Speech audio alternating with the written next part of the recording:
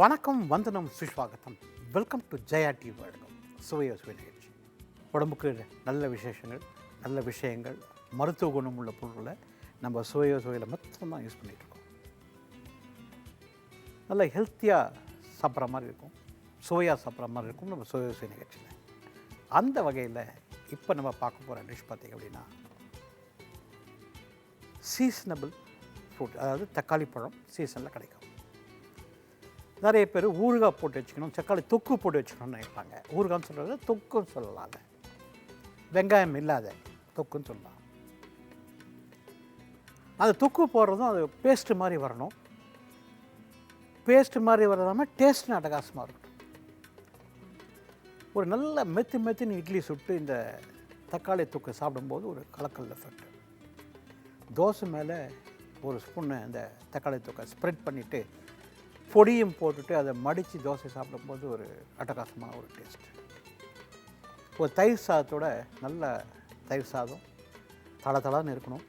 அதில் இந்த தக்காளி தொக்கு தொட்டு சாப்பிட்டிங்க அப்படின்னா கலக்கல் எஃபெக்ட்டு. ஸோ நம்ம தக்காளி தொக்கு செய்ய போகிறோம். அந்த தக்காளி தொக்கு செய்கிறதுக்கு முன்னாடி அதுக்கு தேவையான பொருட்கள் நம்ம என்னென்னு பார்ப்போம்.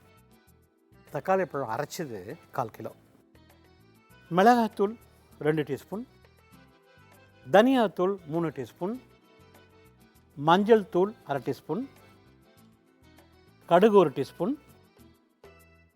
பச்சை மிளகா 3 நம்பர், காஞ்ச மிளகா 2,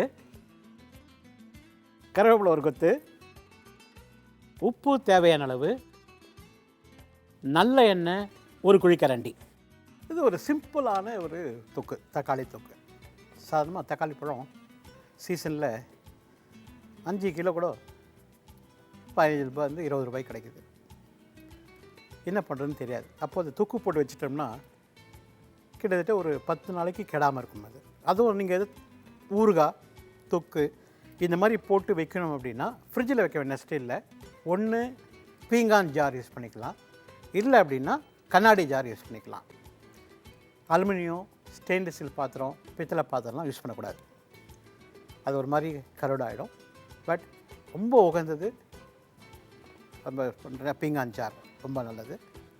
அதே மாதிரி கண்ணாடி ஜார்லையும் நம்ம யூஸ் பண்ணிக்கலாம். இந்த தொக்குன்னு சொல்கிறத விட பிக்கிள், அதாவது ஊறுகாய்ன்னு சொன்னோம்னா இப்போ நம்மளுக்கு ஊறுகாய் நல்ல சீசன். அதாவது ஆவக்காய் ஊறுகாய் நம்மளுக்கு கிடைக்கிது. சப்போஸ் உங்களுக்கு எலுமிச்சங்காய் ஊறுகாய்னா இதே மெத்தடில் பண்ணிக்கலாம். நான் சொல்கிற பொருள் மாத்திரம் எடுத்துடலாம். ஆவக்காவை நம்ம வெட்டி வாங்கிட்டு வந்துடும். வெட்டு 1 துண்டு 4 அந்த மாதிரி வெட்டிடுறோம்.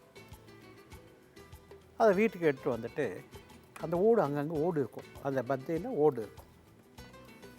அதை ஒத்தி எடுத்துடணும். துணியில் அந்த ஈரப்பதம் இல்லாமல் ஒட்டி எடுத்துடணும். நம்பர் 1. ஒரு பீங்கான் ஜாரில் அந்த ஊறுகாயை போட்டுடுறோம், அதாவது இந்த மாங்காயை போட்டுடுறோம். சப்போஸ் நீங்கள் 3 கிலோ மாங்காய் வாங்கினோம்னா கிட்டத்தட்ட ஒரு 9 பீஸ் நிற்கணும்னு வச்சுக்கோங்களேன். 3 கிலோ மாங்காய், நல்லெண்ணெய் 3/4 கிலோ, 3 கிலோவுக்கு 3/4 கிலோ, 1 கிலோவுக்கு 1/4 கிலோ, கடுகு பொடி 100 கிராம், வெந்தய பொடி 50 கிராம். கடுகை வாங்கி மிக்சியில் போட்டு அரைச்சிக்கணும். வெந்தயத்தை கல்லெலாம் எடுத்துகிட்டு மிக்சியில் போட்டு தனியாக பொடி பண்ணி வச்சுக்கணும். கல் உப்பு எடுனா உங்கள் கையில் 1 கை கல் உப்பு, 1 கை கல், உங்கள் கையில் 1 கை கல் உப்பு. கொண்டக்கடலையே 2 கை கொண்டக்கடலை நைட்டே ஊற வச்சு எடுத்துகிட்டு நல்லா அலசி எடுத்து ஒத்தி எடுத்து தண்ணி இல்லாமல் வச்சுக்கணும். கொண்டக்கடலை, உரிச்ச பூண்டு 2 கை, அதாவது அவக்காய் மாங்காய் 3 கிலோ கட் பண்ணி வச்சுருக்கோம், ஒத்தி எடுத்துக்கிட்டோம். கொண்டக்கடலை ஊற வச்சோம், ஒத்தி எடுத்துக்கிட்டோம். பூண்டை உரித்து வச்சுருக்கோம். இப்போ என்ன பண்ணுறோம், இந்த ஜார் எடுத்துக்கிட்டோம். இந்த ஜாரில் மாங்காய் போட்டாச்சு, அந்த ஊற வச்ச கொண்டக்கடலையும் போட்டாச்சு, பூண்டையும் போட்டாச்சு. கல் உப்பு இருக்கு, அந்த பீங்கான் ஜாரில் போட்டோம். ஒரு குளிக்கிறோம். இப்போது மிளகாத்தூள், இப்போ கடுகு 100 கிராம் சொன்னோம், 50 வெந்தயப்பொடி சொன்னோம். மிளகாத்தூள் பார்த்திங்கன்னா அதே மாதிரி 100 கிராம் மிளகாத்தூள். வீட்டில் அரைச்ச மிளகாத்தூளாக இருந்தாலும் சரி, இல்லை வெறும் மிளகாத்தூள் வாங்கினாலும் சரி 100 கிராம். இப்போது அந்த ஜாரில் மிளகாத்தூளும் போடுறோம், கடுகு பொடியும் போடுறோம், வெந்தய பொடியும் போடுறோம், ஆல்ரெடி கொண்டைக்கடலையும் பூண்டு இந்த மாங்காய் இருக்கிறதுல உப்பு போட்டோம். இப்போது 3/4 கிலோ எண்ணெய் இருக்குது. அதில் பாதி எண்ணெயை பச்சையாக ஊற்றிட்டோம். பாதி எண்ணெயை லைட்டாக சூடு பண்ணி அந்த ஜாரில் ஊற்றிடும். சூடு பண்ணணும், கொதிக்க விடக்கூடாது. ஜாரில் ஊற்றிடுறோம். ஒரு நல்ல உடன் ஸ்பூன், இந்த மாதிரி ஒரு ஸ்பூனை எடுத்து மிக்ஸ் பண்ணிக்கோங்க. இப்போ என்ன பண்ணுறோம், அந்த வாயை, ஜாருடைய வாயை ஒரு வெள்ளை துணியில் வச்சு கட்டிடுறோம். டைட்டாக கட்டி வச்சிடுறோம். வெயிலில் ஒரு வாரத்துக்கு வச்சு எடுத்துடுறோம். உடனே ஊறுகாய் சாப்பிட்டீங்க அப்படின்னா டேஸ்ட் தெரியாது. காரமாக இருக்கும், பச்சை வாசனை அடிக்கும், இந்த கடுகு வாசனை அடிக்கும், வெந்தய வாசனை அடிக்கும், மிளகாத்தூள் வாசனை அடிக்கும். அதை உடனே ஊறுகாய் போட்டு சார் நல்லாவே இல்லைன்னு சொல்லக்கூடாது. ஒரு வாரம் பொறுத்து அது நல்லா ஊறின பிறகு 4 இட்லியை மெத்துன்னு சுட்டு அந்த ஊறுகாவுடைய தொக்கு மாத்திரம் வச்சு சாப்பிட்டாவே ஒரு கலக்கலான ஒரு டேஸ்ட்டு, அட்டகாசமான ஒரு டேஸ்ட்டு. அந்த ஊறுகாய் கூட 2 பல்லு பூண்டும் அந்த கொண்டைக்கடலையில் வச்சு சாப்பிட்டா, மாங்காய் வேண்டாம், சாப்பிட்டாவே ஒரு அருமையான ஒரு டேஸ்ட் கிடைக்கும். அதே மாதிரி தக்காளி தொக்கு, கடுகு, காஞ்ச மிளகாய், கருவேப்பிலை தாளிக்கிறோம். இதில் தேவைப்பட்டால் நீங்கள் பெருங்காயத்தை யூஸ் பண்ணிக்கலாம். அரைச்சி வச்சுருக்க அந்த தக்காளி பழத்தை போட்டு நல்லா வதக்கிடுறோம். இது நாட்டு தக்காளி பழம் வந்து அந்த புளிப்பு கலகலாக இருக்கும். மிளகாத்தூள், மஞ்சள்தூள், தனியாத்தூள் போட்டுடுறோம். உப்பு போட்டுட்டு நல்லா மிக்ஸ் பண்ணிடுறோம். நல்லா சலன்னு ஒரு மாதிரி திக்காக வரும், பேஸ்ட்டு மாதிரி வரும். வரும்போது எண்ணெய் மேலே வந்து பிரிஞ்சு நிற்கும். அந்த ஸ்டேஜில் இறக்கி நான் சொன்ன பீங்கான் ஜார்லேயோ இல்லை ஒரு கிளாஸ் ஜார்லேயோ ஊற்றிட்டு நல்ல வெண்பொங்கல், சூடாக வெண்பொங்கல் நெய்யை விட்டு தாளித்து அந்த பொங்கலில் இந்த ஊறுகாய் வச்சு சாப்பிட்டிங்க அப்படின்னா அந்த வெண்பொங்கலுக்கும் இந்த தக்காளி ஊறுகாய்க்கும் அடாடாடாடா கலக்கலான ஒரு டேஸ்ட்டு. நல்ல ரவா உப்புமாய்க்கு இந்த தக்காளி தொக்கு ஒரு கலக்கலான டேஸ்ட்டு. இப்போ அந்த தக்காளி தொக்கை எப்படி செய்யுதுன்னு பார்ப்போம். எண்ணெய் ஊற்றியாச்சு, எண்ணெய் சூடாகிடுச்சு. இதில் கடுகு, கருவேப்பிலை, காஞ்ச மிளகாயை நான் கிள்ளி போட்டுக்கிறேன். காஞ்ச மிளகாய் போட்டாச்சு. இப்போது இந்த தக்காளி அரைச்சி வச்சுருக்கேன், நாட்டு தக்காளி, அது இதில் போட்டு இது நல்லா கிண்டிகிட்டே வரணும். நல்லா கிண்டிகிட்டே வந்தீங்கன்னா நல்லா கொதி வரும். நல்லா கிண்டிகிட்டே வரணும்.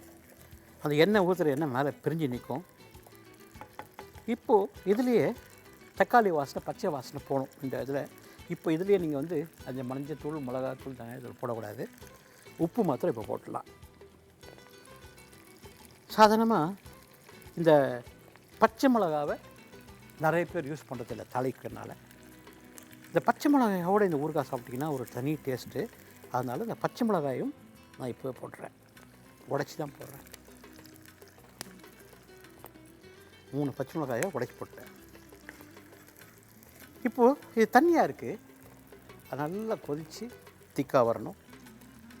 கடுகு, காஞ்ச மிளகாய், கருவேப்பிலை தாளித்தோம், அரைச்ச தக்காளி பழத்தை ஊற்றணும், உப்பு போட்டோம், பச்சை மிளகாய் கிள்ளி போட்டிருக்கோம். இப்போ நல்லா கொதி வந்து திக்னஸ் வரும்போது மிளகாத்தூள், மஞ்சள்தூள், தனியாத்தூள் போட்டணும். ஸோ அது நல்லா கொதித்து திக்காக வந்து எண்ணெய் பிரியற வரணும். நம்ம வந்து ஒரு சின்ன பிரேக் போய்ட்டு வருவோம். Will go for a short commercial break.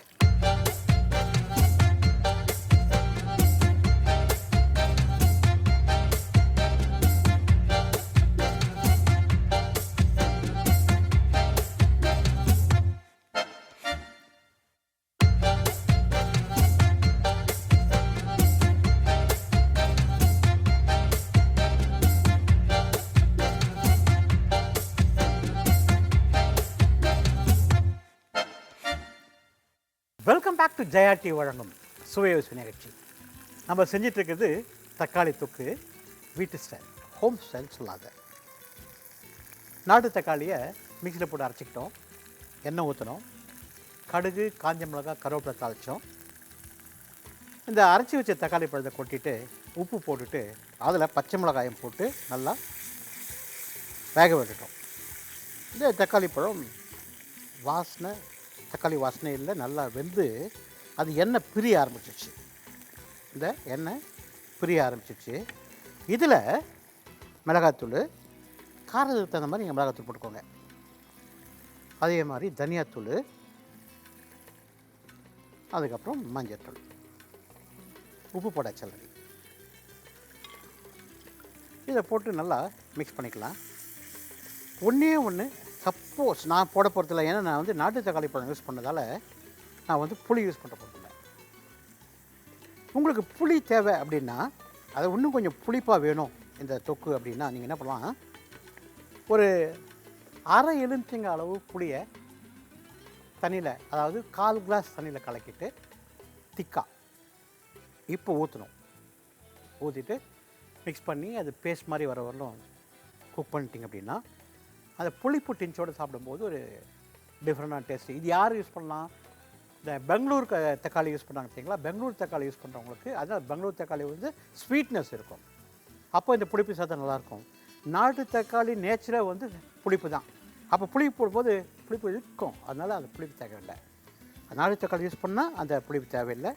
Bangalore தக்காளி யூஸ் பண்ணால் மாத்திரம் அந்த புளிப்பு யூஸ் பண்ணிங்கன்னா அது ஒரு டென்ஷன் நல்லாயிருக்கும். இப்போ நான் என்ன சொன்னால், இதில் எண்ணெய் பிரிஞ்சு வந்து அது மேலே வந்து வருவது பாருங்கள். இந்த மாதிரி வரும்போது அந்த தக்காளி பழம் குக் ஆகிடுச்சின்னு அர்த்தம். ஒன்று. ரெண்டாவது, இது ஒரு 10 நாள் நீங்கள் வச்சுக்கணும் அப்படின்னா எந்த காரணத்தை கொண்டும் கை படக்கூடாது. ஒரு கிளாஸ் ஜாரில் ஊற்றினாலும் சரி, ஒரு பீங்கான் ஜாரில் ஊற்றினாலும் சரி, கை பாத்திரம் படக்கூடாது. ஸ்பூன் மட்டும் தான் யூஸ் பண்ணிக்கணும். கையில் வச்சு அப்படி போட்டிங்கன்னா பொருள் பாழாயிடும். அதனால் நீங்கள் எதுவும் யூஸ் பண்ணுறது ஸ்பூன் யூஸ் பண்ணிக்கலாம். மெயினாக உட்டன் ஸ்பூன் இருந்துச்சுன்னா அழகாக, இப்போ பாருங்களேன் இந்த மாதிரி ஸ்பூன்லாம் அழகாக விற்கிது. அது ஸ்பூன் நீங்கள் எடுத்தால் ஜாரில் அதை எடுத்துக்கும் போது நமக்கு தேவையான அளவு அந்த ஊறுகாய் நம்ம வச்சுக்கலாம். இந்த மாதிரி ஸ்பூன் யூஸ் பண்ணால் சூப்பராக இருக்கும். இது இல்லாதவங்க நம்ம ஸ்டெயின்லெஸ் ஸ்டீல் யூஸ் பண்ணிக்கோங்க. பீங்கான் ஜார் அப்படி இல்லைன்னா கிளாஸ் ஜார் தான் ரொம்ப இம்பார்ட்டன்ட். இப்போது இந்த எண்ணெய் பிரிஞ்சு தொக்கு அழகாக ரெடி ஆகிடுச்சு. நான் சொன்னேன், இதில் தேவைப்பட்டால் நீங்கள் பெருங்காயம் சேர்த்துக்கலாம். யாருக்கு பெருங்காயம் வாசனை வேணும், பெருங்காயம் பிடிக்குமோ அவங்க இதில் பெருங்காயம் சேர்த்துக்கலாம். இந்த மாதிரி எண்ணெய் பிரிஞ்சு தனியாக வரணும். இப்போ என்ன பார்த்தீங்கன்னா, இந்த மிளகாத்தூள் வாசனை, மஞ்சத்தூள் வாசனை, தனியாத்தூள் வாசனை சூப்பராக எல்லாம் போயிடுச்சு. நான் நினச்சி பார்த்துக்கோங்க, தயிர் சாதம் தளர்னு பதினஞ்சு தயிர் சாதம் சுருமா நான் சொன்னேன், சாதத்தை குழைய பிடிச்சி அதில் பாலை விட்டு உப்பு போட்டு தாளிப்பு கொடுத்து நல்லா பிணைஞ்சிட்டு ஒரு 10 மணிக்கு ஒரு 2 டீஸ்பூன் தயிர் விட்டு நல்லா மிக்ஸ் பண்ணி 1 மணிக்கு சாப்பிடும்போது புளிப்பு இருக்காது. ஒன்று.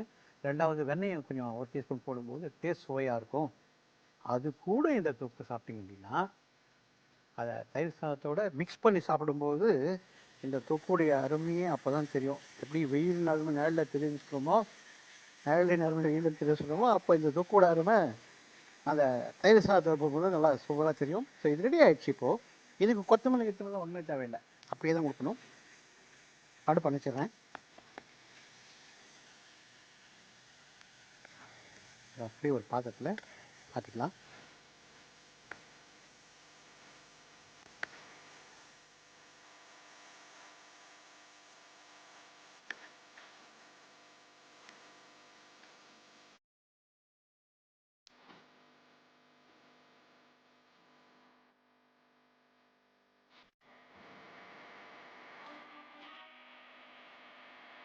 ஒரு அட்டகாசமான ஒரு தக்காளி தொக்கு. தக்காளி அரைச்சிட்டு கடுகு, காஞ்ச மிளகாய், கருவேப்பிலை தாளிச்சிட்டு வேணும்னு பெருங்காயம் தாளிச்சிக்கலாம். இதை அரைச்சி தக்காளி பழம் போட்டு மஞ்சத்தூள், மிளகாய், தனியாத்தூள் போட்டு நல்லா வதக்கிட்டு அது எண்ணெய் பிரிஞ்சு மேலே வரும் ஒரு பேஸ்ட் மாதிரி விட்டு தேவைப்பட்டால் நீங்கள் புளி யூஸ் பண்ணிக்கலாம். இந்த தக்காளி தொக்கை இட்லி தோசையோட, பொங்கலோட, உப்புமாவோட, தயிர் சாதத்தோட, சாம்பார் சாதத்தோட தொட்டு சாப்பிடும்போது கலக்கலாக இருக்கும். ஸோ இந்த தக்காளி தொக்கை நீங்கள் செஞ்சு சாப்பிட்டு பார்த்துட்டு எப்படி இருக்கு சொல்லுங்கள். இதுக்கு அடுத்த டிஷ் நம்ம செய்ய போகிறது வெண்டைக்காய் நாட்டுக்கோழி முட்டை வறுவல். தேவையான பொருட்கள் பார்ப்போம். வெண்டைக்காய் 1/2 கிலோ, நாட்டுக்கோழி முட்டை 2, கடுகு 1 டீஸ்பூன், மிளகாத்தூள் 2 டீஸ்பூன், தனியாத்தூள் 3 டீஸ்பூன், மஞ்சள் தூள் 1/2 டீஸ்பூன், உப்பு தேவையான அளவு, கொத்தமல்லி 1 கை, எண்ணெய் 1 குழிக்கரண்டி. வெண்டைக்காய் நாட்டுக்கோழி முட்டை வறுவலுக்கு தேவையான பொருட்கள் பார்த்துட்டோம். வெண்டைக்காய் நாட்டுக்கோழி முட்டை, மஞ்சத்தூள், மிளகாத்தூள், தனியாத்தூள், உப்பு, தாளிக்கிறதுக்கு கடுகு பார்த்தோம். வெங்காயம் கிடையாது. எண்ணெய் ஊற்றிட்டு கடுகை தாளிக்கிறோம். தாளிச்சிட்டு வெண்டைக்காய் அப்படியே போட்டுடுறோம்.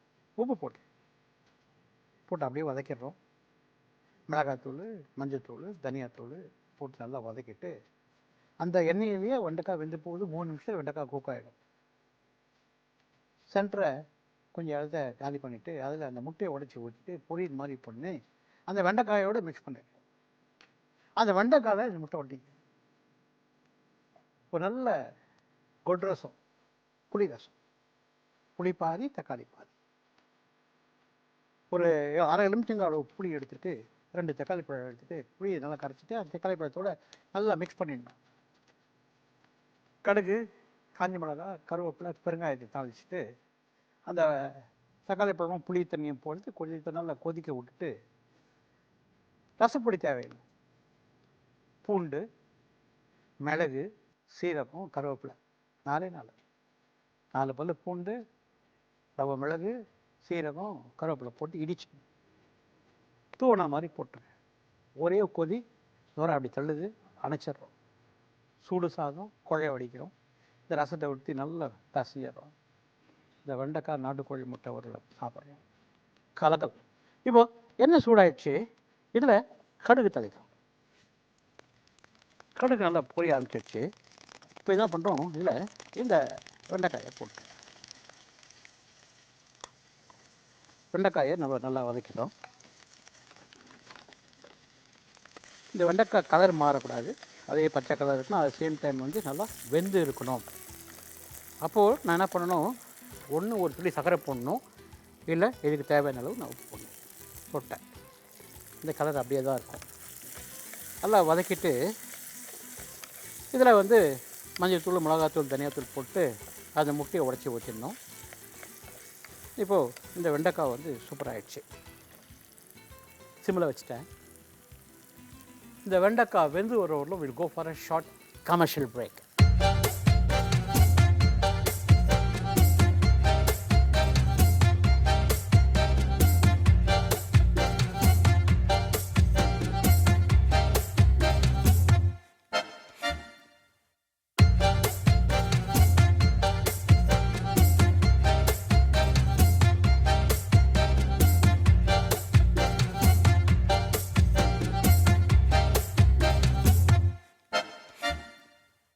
வெல்கம் பேக் டு ஜெயடி வழங்கும் சுயேஸ் நிகழ்ச்சி.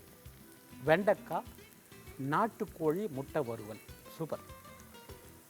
வெண்டைக்காவே இந்த கிராமத்திலிருந்து எடுக்கிற ஒரு வெஜிடபிள், சூப்பராக விளையும், சூப்பராக இருக்கும். அது வெண்டைக்காய் முட்டி வலிக்கு ரொம்ப ரொம்ப நல்லது.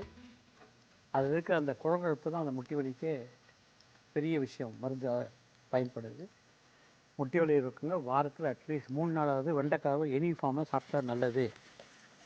ஸோ அந்த மாதிரி வெண்டைக்காவை முட்டை, நாட்டுக்கோழி முட்டை இன்னும் உடம்புக்கு நல்லது. நாட்டுக்கோழி முட்டையும் ரொம்ப நல்லது. போட்டு அதை வறுவல் மாதிரி சாப்பிடும்போது ஒரு கலக்கலான ஒரு டேஸ்ட்டு. கடுகு தாளித்தோம், வெண்டைக்காவை போட்டு வதக்கிட்டோம், உப்பு போட்டோம், வெண்டைக்காய் அருமையாக வந்துடுச்சு. இப்போது இதில் மிளகாத்தூள், தனியாத்தூள், அதே மாதிரி கொஞ்சம் மஞ்சத்தூள், உப்பு ஆல்ரெடி போட்டு உப்பு போட்டுறதுங்க. உப்பு போட்டால் எடுக்க முடியாது. இப்போ இந்த வெண்டைக்காவை இப்படி வதக்கிட்டோம். வெண்டைக்காய் நல்லா சூப்பராக வதக்கிடுச்சு. இதுதான் வறுவல். உங்களுக்கு சாஃப்ட்னஸ் கிடைக்கும், கிறிஸ்மஸ் வராது. இப்போ நான் என்ன பண்ணுறேன், கொஞ்சம் ஒதுக்கிறேன். ஒதுக்கிட்டு இதில் முட்டையை உடச்சி ஊற்றிடுறேன். நாட்டுக்கோழி முட்டை உடம்புக்கு ரொம்ப நல்லது. அந்த முட்டையை என்ன பண்ணுறேன், உடச்சி ஊற்றிடுறேன். இதில் ஒரு முட்டை, 2வது முட்டையும் ஊற்றிட்டேன். இப்போ இதை ஃபயரை கொஞ்சம் இன்க்ரீஸ் பண்ணிவிட்டு பொரியல் மாதிரி பண்ணணும். முட்டையும் ரொம்ப ஓவராக பொரிச்சிட்டிங்க அப்படின்னா அது ஒரு மாதிரி காந்து போகும். கிறிஸ்மஸ் ரொம்ப நல்லா இருக்காது, சாஃப்டாக இருக்கணும். இப்போ இந்த முட்டையை இந்த வெண்டைக்காய் இல்லாமல் அப்படியே முட்டையை மாத்திரம் முள்ளமாக இந்த பொரியல் மாதிரி பண்ணிட்டு வரேன். இந்த வெண்டைக்காயோடு சேர்த்திங்க அப்படின்னா வெண்டைக்காயில் குழகுழன்னு ஆகிடும். அப்புறம் அந்த வறுவல் மாதிரி இருக்காது, ஒரு மாதிரி கூட்டு மாதிரி ஆகிடும்.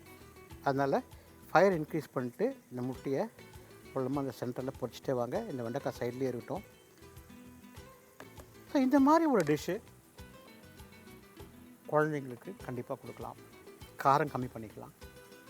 வெண்டைக்காவும் நல்லது, முட்டையும் நல்லது, குழந்தைங்களுக்கு கண்டிப்பாக கொடுக்கலாம்.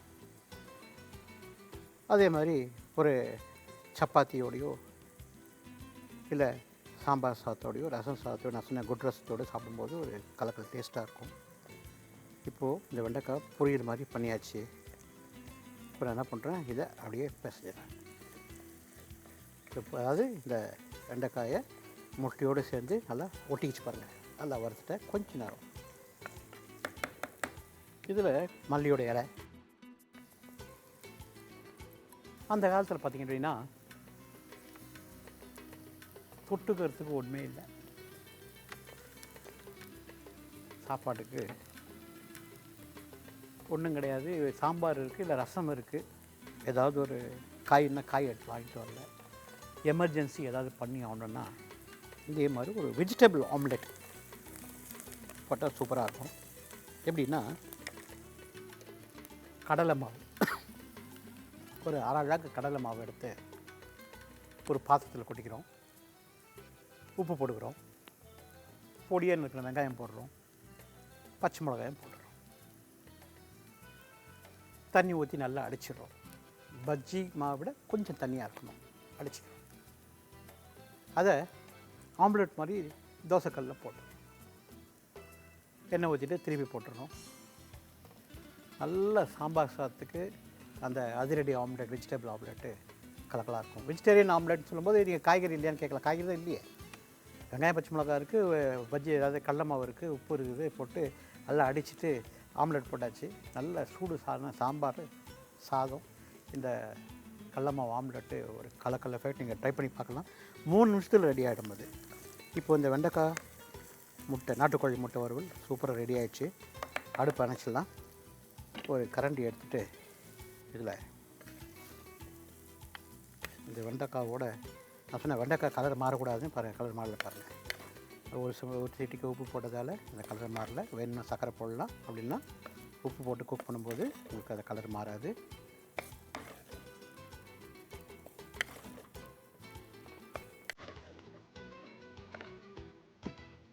இதில் கொத்தமல்லி,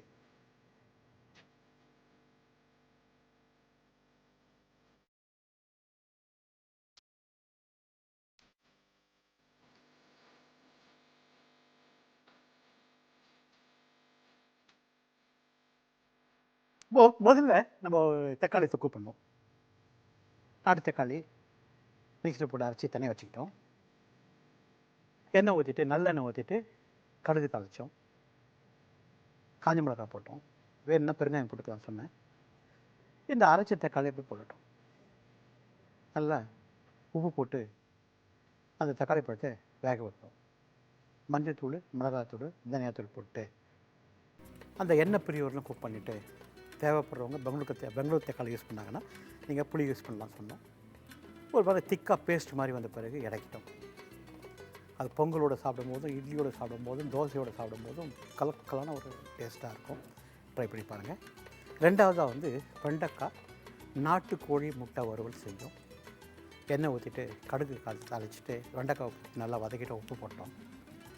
மிளகாத்தூள், தனியாத்தூள், மஞ்சள் போட்டு கொஞ்சம் ஓரமாக அந்த வெண்டைக்காய் பரப்பி வச்சுட்டு நடுவில் முட்டையை போட்டு, நாட்டுக்கோழி முட்டையை போட்டு நல்லா வதக்கிட்டு அதை பொரியல் மாதிரி பண்ண பிறகு நல்லா வறுத்து வறுவல் செஞ்சிட்டோம். அதாவது வெண்டைக்காய் நாட்டுக்கோழி முட்டை வறுவல் சூப்பராக ரெடி ஆகிடுச்சு.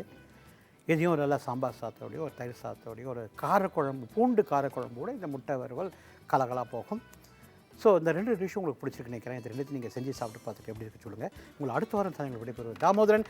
நன்றி, வணக்கம், வணக்கம், வணக்கம்.